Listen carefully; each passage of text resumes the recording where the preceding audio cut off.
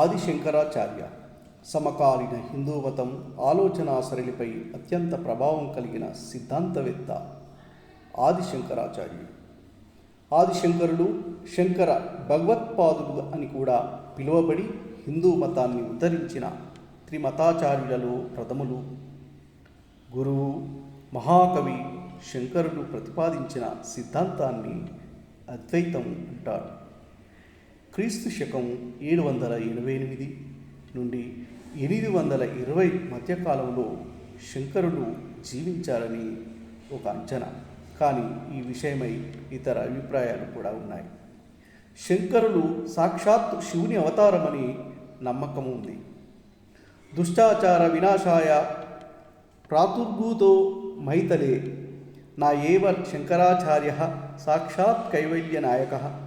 దుష్టాచారములను నశింపచేయటానికి కైవల్య నాయకుడైన శంకరుడే ఆదిశంకరుని రూపంలో అవతరించాడు అని చెప్పి శివరహస్యంలోనూ ఉన్నది. ఇక కరిష్యత్సవతారం స్వం శంకరో నీలలోహిత శ్రౌత స్మార్త ప్రతిష్టార్థం భక్తానాం హితకామ్యాయ. శ్రౌత స్మార్త క్రియలను ప్రతిష్ఠితము చేసి వైదిక మార్గాన్ని సక్రమంగా నిలబెట్టడానికి నీలలోహితుడు అయినటువంటి శివుడు స్వయంగా శంకరుల రూపంలో అవతరించారు అని కూర్మపురాణం తెలియజేస్తున్నది. హిందూ మతంపై శంకరుడు యొక్క ప్రభావం అసమానమైనది. శంకరులు సాధించిన అనేక విజయాలను మనం చూడొచ్చు. బౌద్ధ మతం ప్రభావం వల్ల క్షీణించిన హిందూ ధర్మాన్ని పునరుద్ధరించడంలో అయితే ఈ ప్రక్రియలో భౌతికంగా ఏ విధమైన బలప్రయోగం లేకుండా దేశాలలో పండితులతో వాదనలు సాగించి వారిని ఒప్పించి నెగ్గి శంకరులు తన సిద్ధాంతాన్ని వారిచే మెప్పించారు. ఉపనిషత్తులకు, భగవద్గీతకు, బ్రహ్మసూత్రాలకు, విష్ణు సహస్రనామాలకు భాష్యాలు రాశారు. తర్వాత శంకరుల అనుసరించిన వారికి, శంకరులతో విభేదించిన వారికి కూడా ఇవి మౌలిక వ్యాఖ్యా గ్రంథాలుగా ఉపయుక్తమయ్యాయి. శృంగేరి, ద్వారక, పూరి, జ్యోతిర్మతం అనే 4 మఠాలను స్థాపించారు. అవి శంకరుల సిద్ధాంతానికి, హిందూ ధర్మానికి 4 దిక్కుల దీపస్తంభాధారాలుగా పనిచేశాయి. గణేశ పంచరత్న స్తోత్రం, భజగోవిందం, లక్ష్మీ నృసింహ కరవాలంబ స్తోత్రం, కనకదార స్తోత్రం, శివానందలహరి, సౌందర్యలహరి వంటి అనేక రచనలు హిందువులకు నిత్య ప్రార్థనా స్తోత్రాలుగా ఈనాటికి ఉపయుక్తమవుతున్నాయి. ఈయన 108 గ్రంథాలు రచించారు.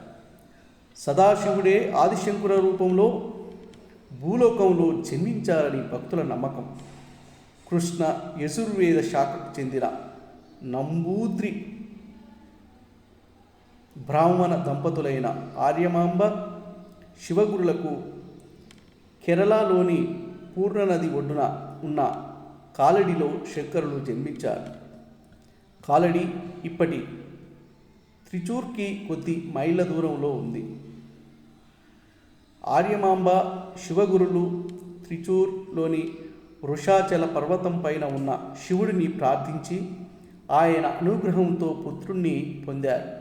పార్వతీదేవి సుబ్రహ్మణ్య స్వామికి ఏ విధంగా జన్మనిచ్చిందో ఆర్యమాంబ శంకరులకి అదే విధంగా జన్మనిచ్చింది అని శంకర విజయం చెబుతోంది.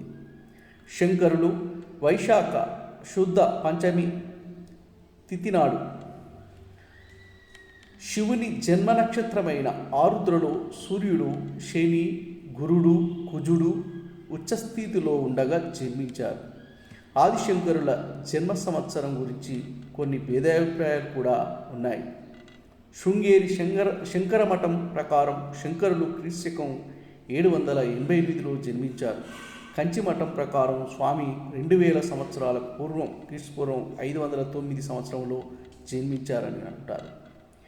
శంకరుల బాల్యంలోనే తండ్రి మరణించారు. ఆర్యమాంబ కొడుకు పోషణ బాధ్యతలు స్వీకరించి శాస్త్రోక్తంగా ఉపనయనం జరిపించింది. శంకరులు ఏకసంతాగ్రాహి. బాల్యంలోనే వేద విద్యలు సంస్కృతం అభ్యసించారు. బాల బ్రహ్మచారిగా శంకరులు ఒకరోజు భిక్షాటనం చేస్తూ ఒక పేదరాలి ఇంటికి వెళ్ళి భిక్ష అడగగా భిక్ష వేసేందుకు ఏమీ లేక తన ఉపాసనాన్ని విరమించుకోవడం కోసం ఉంచుకున్న ఉసిరికాయను దానం చేసింది. దానికి చెలించిన శంకరులు ఆశువుగా కనకదార స్తోత్రాన్ని చెప్పారు. కనకదార స్తోత్రంలో పులకించిన లక్ష్మీదేవి బంగారు ఉసిరికాయను వర్షింపజేసింది. ఒకరోజు శంకరుల తల్లి ఆర్యమాంబ పూర్ణానది నుండి నీళ్లు తెచ్చుకుంటుండగా స్పృహ తప్పి పడిపోయింది. అప్పుడు శంకరులు పూర్ణానదిని ప్రార్థించి నదిని ఇంటి వద్దకు తెప్పించారు. ఆ విధంగా నదీ ప్రవాహ మార్గం మారేసరికి గ్రామ ప్రజలు శంకరులు జరిపిన కార్యానికి ఆశ్చర్యచకితులయ్యారు. సన్యాసం తీసుకునే సమయం ఆసన్నమవడంతో శంకరులు తల్లి అనుమతిని కోరారు. శంకరులు సన్యాసం తీసుకుంటే తాను ఒంటరినవుతానన్న కారణంతో తల్లి అందుకు అంగీకరించలేదు. ఒకరోజు శంకరులు పూర్ణానదిలో స్నానం చేస్తుండగా ఒక మొసలి పట్టుకుంది. సన్యాసం తీసుకోవడానికి అంగీకరించమని, ఆ విధంగా మరణించే సమయంలోనైనా తాను సన్యాసిగా ఉంటానని తల్లిని కోరినారు. దానికి ఆమె అంగీకరించింది. దీనిని ఆతురన్యాసం అని అంటారు. సన్యాసిగా మారే మంత్రాలు జపిస్తుండగానే ఆశ్చర్యకరంగా మొసలి శంకరులను వదిలేసింది. గురువు కోసం అన్వేషిస్తూ ఉత్తర భారత యాత్ర చేసే తలంపుతో తల్లి అనుమతి కోరుతూ ప్రాతకాలం, రాత్రి, సంధ్యా సమయాల్లో ఏ సమయంలోనైనా స్పృహలో ఉన్నప్పుడు, స్పృహ లేనప్పుడు నన్ను తలుచుకోగానే నీ వద్దకు వస్తాను అని శంకరులు తల్లికి మాట ఇచ్చారు. తల్లి అంతిమ సమయంలో వచ్చి అంతిమ సంస్కారాలు చేస్తానని చెప్పారు. తల్లి అంగీకారం తీసుకొని శంకరులు కాలడి విడిచి గురువు కొరకు అన్వేషణలో నర్మదా నది వద్దకు వెళ్ళారు. నర్మద ఒడ్డున గౌడపాదుల శిష్యుడైన గోవింద భగవత్పాదులు ఉండే గుహ దర్శనం లభించింది. వ్యాస మహర్షి కుమారుడైన శుకుని శిష్యులు గౌడపాదులు. ఆయన నివసించే గుహను చూసిన వెంటనే శంకరులకు అడవుల నుండి నడిచి వచ్చిన అలసట అంతా ఒక్కసారిగా తీరిపోయింది. గౌడపాదుల శిష్యులైన గోవింద భగవత్పాదులకు నమస్కారం అని స్తోత్రం చేయగా గోవింద భగవత్పాదులు ఎవరు నువ్వు అని అడిగారు. ఒక శ్లోకంలో నేను నింగిని కాదు, భూమిని కాదు, నీటిని కాదు, అగ్నిని కాదు, గాలిని కాదు, ఎటువంటి గుణాలు లేని వాడిని, ఇంద్రియాలు కానీ వేరే చిత్తం కానీ లేనివాడిని, నేను శివుడను, విభజన లేని జ్ఞానసారాన్ని. అటువంటి అద్వైత సంబంధమైన మాటలను పలికిన శంకరులను గోవింద భగవత్పాదులు జ్ఞాన సమాధి నుండి చూసి ఈ విధంగా అన్నారు. సాక్షాత్తు భూమికి దిగి వచ్చిన పరమశివుడే ఈ శంకరులు అని. శంకరులు మొట్టమొదటిసారిగా గోవింద పాదులకు పాదపూజ చేశారు. గురువులకు పాదపూజ చేసే ఈ సాంప్రదాయం పరంపరగా నేటికి వస్తోంది. గురు సేవతోనే జ్ఞానార్జన జరుగుతుందని శంకరులు సర్వ ప్రపంచానికి వెల్లడి చేశారు. గోవిందపాదుల శంకరులను బ్రహ్మజ్ఞానాన్ని, ఉపనిషత్తుల సారాన్ని 4 మహాకావ్యాలుగా బోధించారు. ఒకరోజు నర్మదా నదికి వరద వచ్చి పొంగి పొర్లుతూ గోవిందపాదుల తపస్సుకు భంగం కలిగించబోతుండగా శంకరులు తన శక్తితో నదిని నిరోధించారు.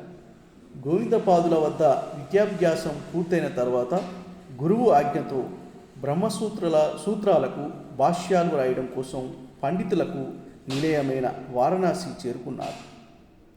గురువు ఆజ్ఞతో శంకరులు వారణాసి చేరుకొని పవిత్ర గంగా నదిలో పుణ్యస్నానం ఆచరించి విశ్వేశ్వరుని సన్నిధిలో కొంతకాలం గడిపారు. అయస్కాంతం ఇనుపరజను ఆకర్షించినట్లు వేద సూక్ష్మాలు శంకరులకు వారణాసిలో బాగా అవగతమయ్యాయి. వారణాసిలోనే సదానందుడు అనే బ్రహ్మచారి శంకరులకు ప్రథమ శిష్యుడయ్యాడు. ఒకరోజు మధ్యాహ్నం కాలకృత్యాలు తీర్చుకోవడానికి గంగానది వైపు వెళ్తుండగా మార్గమధ్యంలో 4 శునకాలతో ఒక చండాలుడు అడ్డుపడినాడు. అప్పుడు శంకరులు ఆయన శిష్యులు అడ్డు తప్పుకోమనగా ఆ చండాలుడు ఈ విధంగా అడిగాడు: సర్వానికి మూలమైన అన్నము నుండి నిర్మితమైన ఈ శరీరము చండాలుడిలోనైనా బ్రాహ్మణుడిలోనైనా ఒకే విధంగా పనిచేస్తుంది. మీరు అడ్డు తప్పుకోమన్నది కనిపిస్తున్న ఈ శరీరాన్న లేక లోపల ఉన్న ఆత్మన? ఆ విధంగా అయితే అది ద్వంద్వం అవుతుంది, కానీ అద్వైతం కాదు. ఆ మాటలు విన్న వెంటనే శంకరులు అంతరార్థం గ్రహించి సాక్షాత్ పరమశివుడే 4 వేదాలతో వచ్చాడని గ్రహించి మహాదేవుడిని మనీషా పంచకం అనే 5 శ్లోకాలతో స్తోత్రం చేశారు. శంకరులకు పరమశివుడు ఆయన తదుపరి కర్తవ్యాన్ని ఈ విధంగా వివరించారు: వేదవ్యాసుడు క్రమబద్ధీకరించిన 4 వేదాలకు అనుసంధానంగా ఉండే బ్రహ్మసూత్రాలకు భాష్యాలు రాయాలని, ఆ భాష్యాలు అప్పటి వరకు బ్రహ్మసూత్రాలకు ఉన్న తప్పుడు అర్థాలను సరిదిద్దేటట్లు ఉండాలి, వాటిని ఇంద్రుడు కూడా పొగిడేటట్లు ఉండాలి. తరువాత ఆ సిద్ధాంతం వ్యాప్తికి సంరక్షణకు దేశం నలుమూలలకు శిష్యులను పంపాలి. ఇలా కర్తవ్యాన్ని బోధించి ఆ పనులు అయ్యాక నన్ను చేరుకుంటావు అని చెప్పి శివుడు అంతరార్థమయ్యాడు. అలా శివుని అనుగ్రహంతో గంగలో పుణ్యస్నానం ఆచరించి కాశీ నుండి బదరీకి బయలుదేరారు. బదరీలో ఉన్న పండితుల సాంగత్యంతో పండిత గోష్ఠులతో పాల్గొంటూ 12 ఏళ్ల వయస్సులో బ్రహ్మసూత్రాలకు భాష్యాలు రాశారు. వారణాసిలో ఉన్నప్పుడే ఉపనిషత్తులకు, భగవద్గీతకు, బ్రహ్మసూత్రాలకు భాష్యాలు రాశారు. దీనినే ప్రస్థానత్రయం అంటారు. అనంతరం బదిరీ నుండి కాశీకి తిరిగి వెళ్ళి ఆ భాష్యాల సారమైన అద్వైతాన్ని శిష్యులకు బోధించడం ప్రారంభించారు. శంకరాచార్యులు సనత్ సుజాతీయం నృసింహహిత పాణి విష్ణు సహస్రనామ స్తోత్రము లలితా త్రిశతి వాటికి కూడా భాష్యాలు వ్రాశారు. ఒకరోజు శంకరులు గంగానది ఒడ్డున శిష్యులకు తాను చేసే ప్రవచనం ముగించి వెళ్తుండగా వేదవ్యాసుడు ఒక వృద్ధ బ్రాహ్మణుడి వేషంలో అక్కడకు వచ్చాడు. శంకరులు రాసిన భాష్యాల మీద చర్చకు దిగాడు. 8 రోజుల పాటు చర్చలు జరిగిన తర్వాత ఆ వచ్చింది సాక్షాత్తు వ్యాసుడేనని పద్మపాదుడు గ్రహించి ఆ విషయం శంకరులకు చెప్తాడు. శంకరులు వ్యాసునికి సాష్టాంగ ప్రణామం చేసి తన భాష్యాలపై ఆయన అభిప్రాయం కోరగా వ్యాసుడు సంతోషించి బ్రహ్మసూత్రాలు అసలు అర్థాన్ని గ్రహించింది శంకరులు మాత్రమేనని ప్రశంసించారు. వేదవ్యాసుడు నిష్క్రమించి పోవడం చూసి శంకరులు, నేను చేయవలసిన పని అయిపోయింది, నాకు ఈ శరీరం నుండి ముక్తి ప్రసాదించమని వ్యాసుని కోరగా వ్యాసుడు, లేదు, అప్పుడే నీవు జీవితాన్ని చాలించరాదు, ధర్మ వ్యతిరేకుల అనేకులను ఎదుర్కోవలసిన అవసరం ఉంది, లేకపోతే నీ కారణంగా రూపుదిద్దుకొని ఇంకా శైశవ దశలోనే ఉన్న ఆధ్యాత్మిక స్వేచ్ఛానురక్తి అర్ధాంతరంగా అంతరించే ప్రమాదం ఉంది.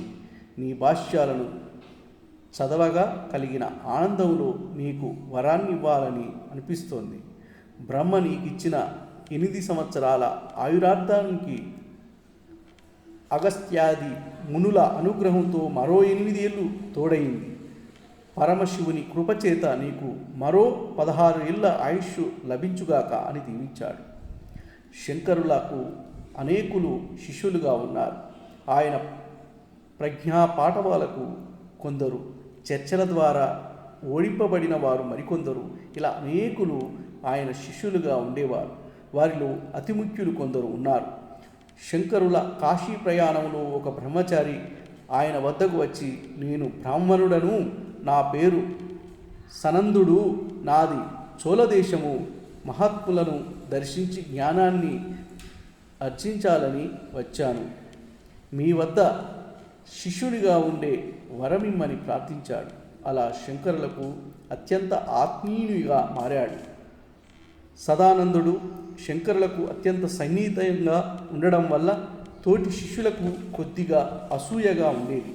అది శంకరుడు గ్రహించి వారిలోని ఆ అసూయను పోగొట్టదలిచారు.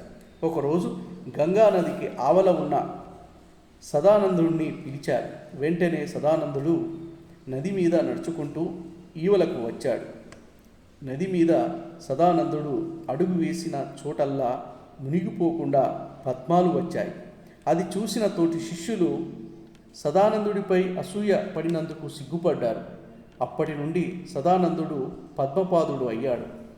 పద్మపాదునికి సంబంధించిన మరొక కథ ఉంది. శ్రీ శంకరులు శ్రీశైల పరిసరములలో చాలా కాలం తపస్సు చేశారు. శంకరులు తపస్సు చేసుకుంటూ ఈ పరిసరాలలో హిందూ ధర్మ ప్రచారం చేయుచున్న కాలమందు శంకరులు చేయు కార్యములు నచ్చని కొందరు కాపాలికులు ఆయనను అంతమొందించే ప్రయత్నంలో ఆ పరిసరాల యందు బీభత్సము సృష్టించు ఒక పెద్ద దొంగల ముఠా నాయకుడిని రెచ్చగొట్టి కొంత ధనమునిచ్చి పంపించారు.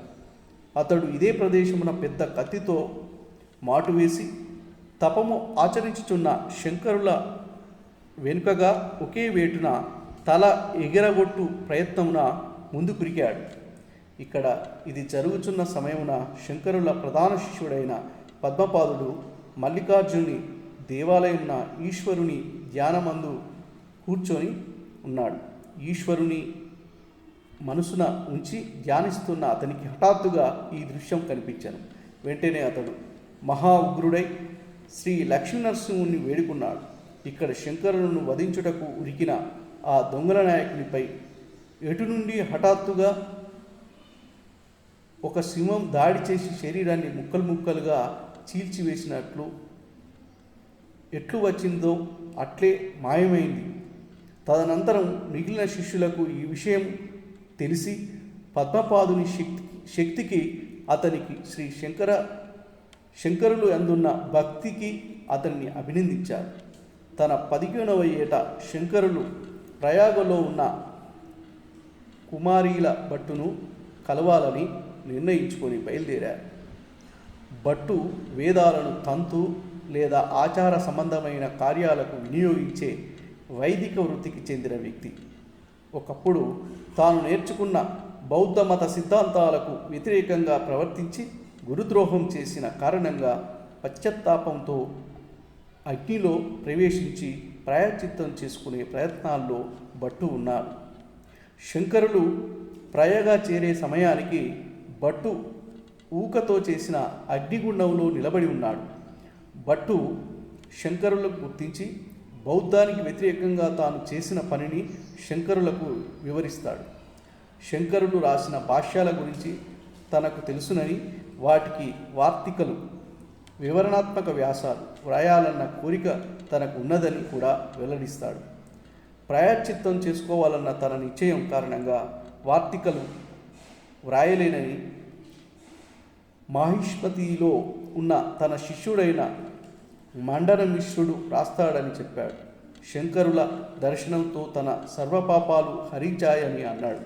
అప్పుడు శంకరులు శివుని పుత్రుడైన కుమారస్వామిగా నిన్ను నేను ఎరుగుదును, నీ చెంతకు పాపాలు చేరవు, అగ్ని నుండి నిన్ను రక్షిస్తాను, నా భాష్యాలకు వార్తికలు రచించు అని కోరారు.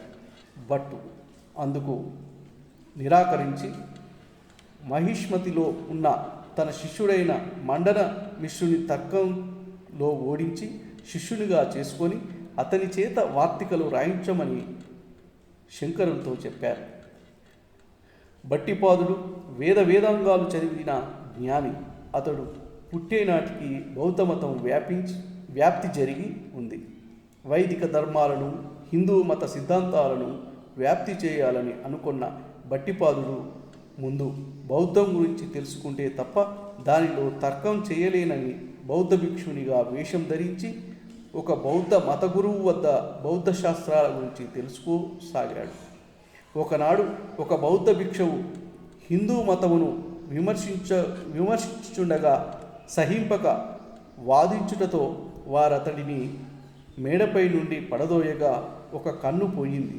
దీనిపై ఆ రాజు విచారణ చేయగా బౌద్ధ సన్యాసులతో ప్రసంగానికి పూనుకొని వారిని ఓడించి సభలో వేద ప్రభావం బోధించగా రాజు వేద ప్రభావం గురించి చెప్పిన మిమ్ము పైనుంచి తోసివేసిన ఎలా పడినారు అని అడగగా అది హఠాత్తుగా నేను ఏమరపాటున ఉండగా జరిగింది, మీరు ఇప్పుడు పరీక్షించవచ్చు అని చెప్పగా రాజు మేడ మీద నుండి త్రోయమని చెప్తాడు.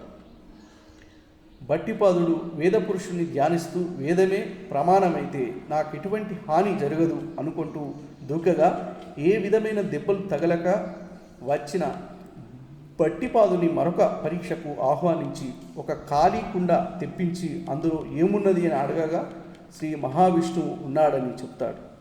అందులో రాజుకు భోగశయనుడైన శ్రీ మహావిష్ణువు దర్శనం ఇవ్వడంతో వేదాలను శాస్త్రాలను మాత్రమే ప్రమాణంగా నమ్మి వైదిక కర్మలను ఆచరించని బౌద్ధ భిక్షులను అందరినీ చంపమని ఆదేశిస్తాడు.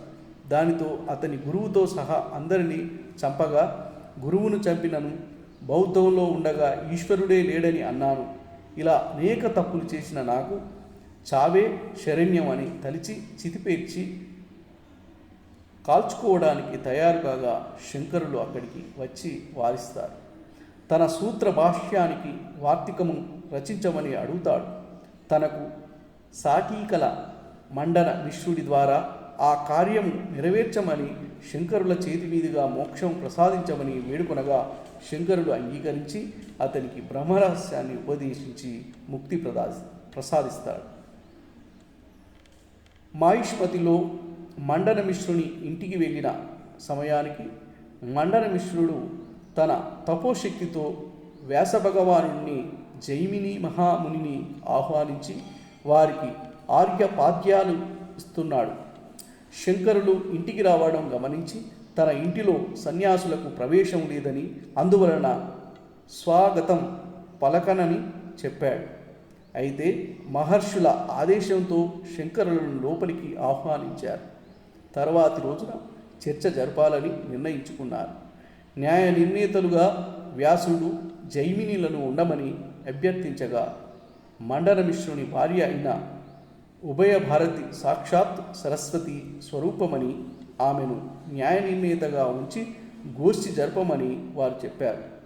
ఉభయ భారతి మధ్యవర్తిగా ఉండటానికి అంగీకరించి వాళ్ళ ఇద్దరి మెడలలోనూ 2 పూలమాలలు ఉంచి వాదన సమయంలో ఎవరి మెడలో పూలమాల వడలిపోతే వాళ్ళు ఓడిపోయినట్లు అని చెప్పింది.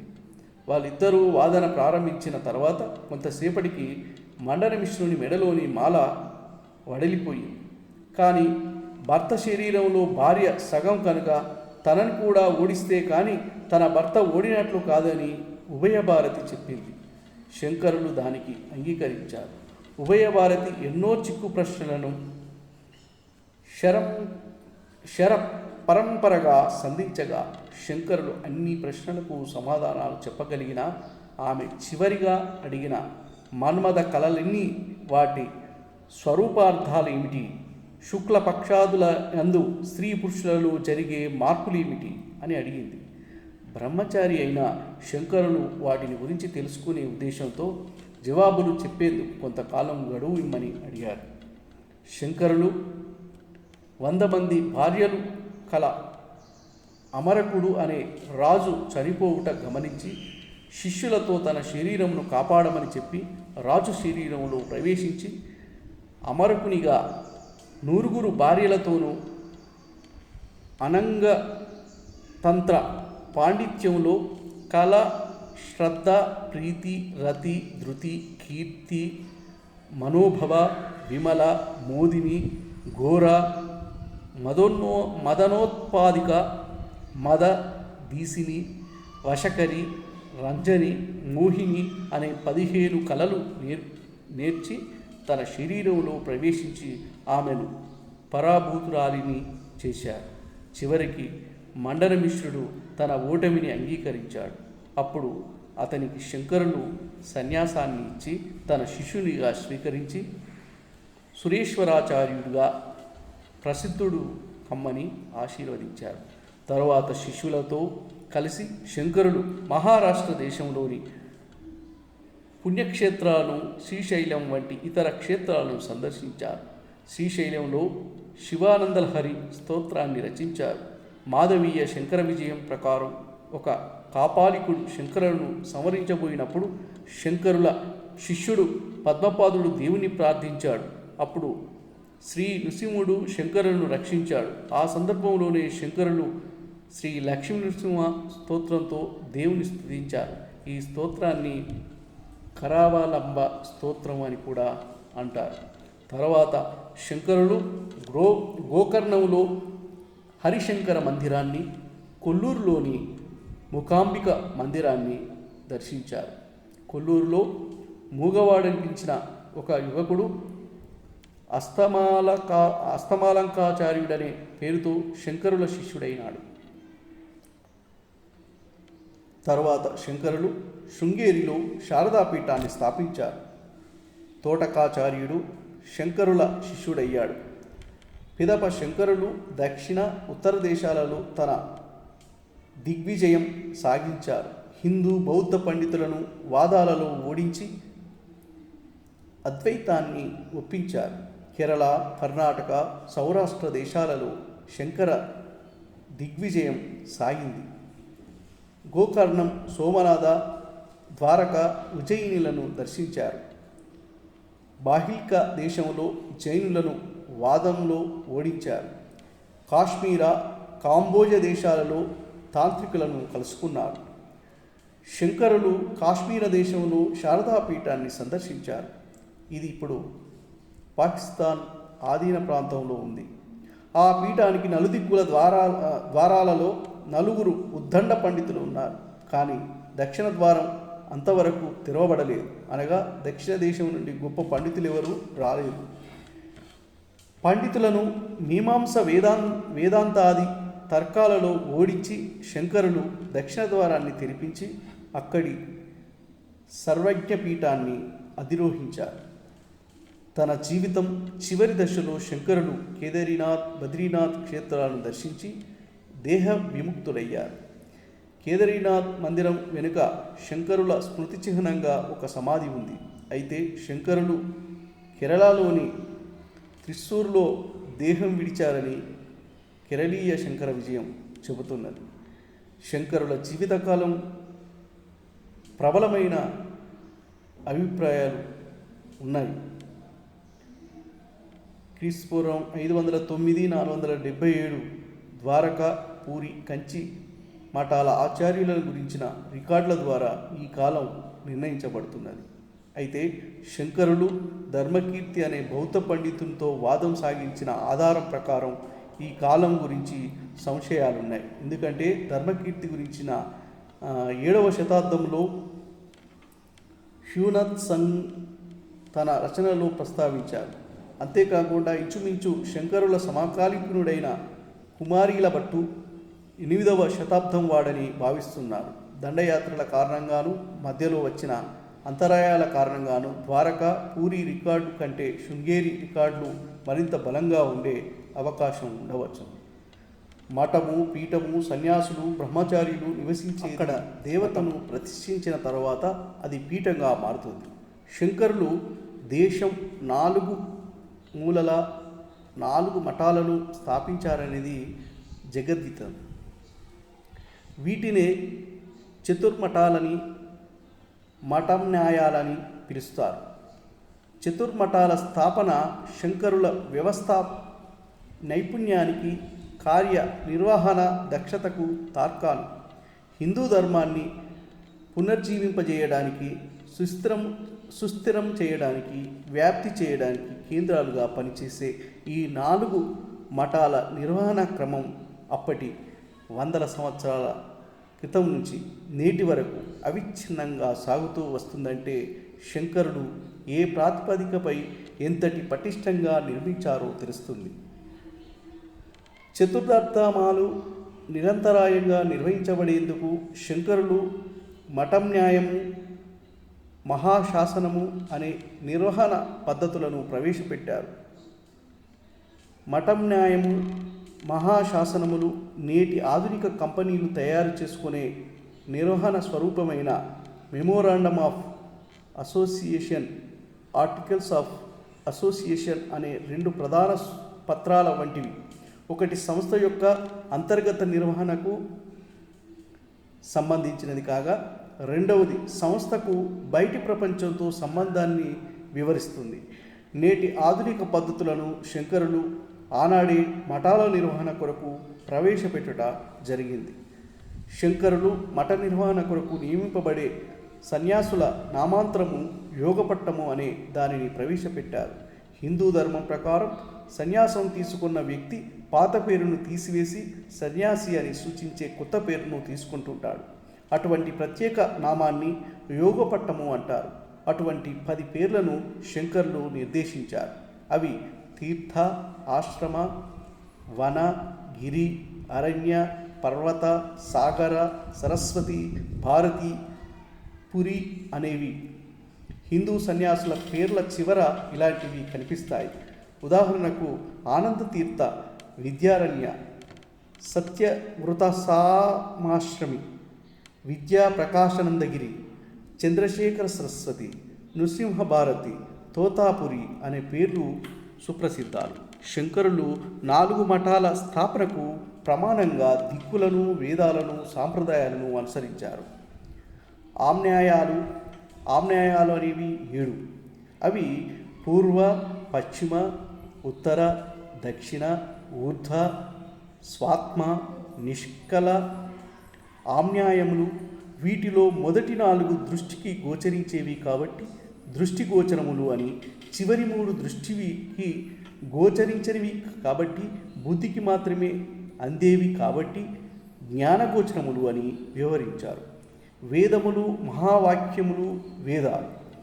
వేదాలు 4 ఒక్కొక్క దాని నుండి ఒక్కొక్క వాక్యమును తీసుకున్నారు. ఋగ్వేదం నుండి ప్రజ్ఞానం బ్రహ్మ, యజుర్వేదం నుండి అహం బ్రహ్మస్మి, సామవేదం నుండి తత్వమసి, అథర్వణ వేదం నుండి అయమాత్మా బ్రహ్మ అనే వాక్యాలు తీసుకునబడినవి. ఈ వాక్యాలు ఒక్కొక్కటి సమస్త వేదసారాన్ని వేర్వేరు దృక్కోణాలలో వ్యక్తీకరించగలిగేవి. సాంప్రదాయాలు 4 విధాలైనవి.